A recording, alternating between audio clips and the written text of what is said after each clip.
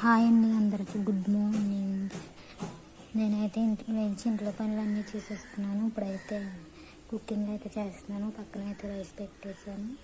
Rice అయిపోయాక curry అయితే చేస్తాను. ఈరోజు అయితే టమాటా పచ్చడి చేస్తాను. టమాటా పచ్చడి ఎలా చేస్తాను మీకు చూపిస్తాను, చూసాను. రైస్ అయితే పెట్టాను కదా, అదైతే కుక్ అయిపోతుంది. టమాటా పచ్చడి చేస్తున్నాను. టమాటా పచ్చడికి కావాల్సిన పదార్థాలు: చింతపండు, టమాటాలు, కొత్తిమీర. ముందుగా ఆయిల్ వేసుకుని జీలకర్ర వెల్లుల్లి ఫ్రై చేసుకోవాలి. తర్వాత ఎండుమిర్చి వేసుకోవాలి. ఫ్రై చేసుకోవాలి. క్లైమేట్ అయితే చూసారా ఎంత చల్లగా ఉందో.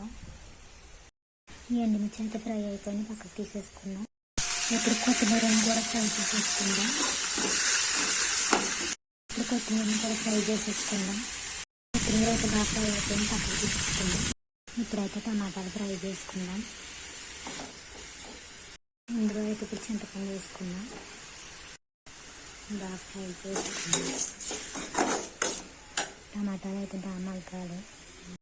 టమాటా ముక్కలు, చింతపండు అయితే బాగా ఫ్రై అయిపోయింది కదండి. ఇప్పుడైతే వీటిని పక్కకు తీసేసుకుందాం.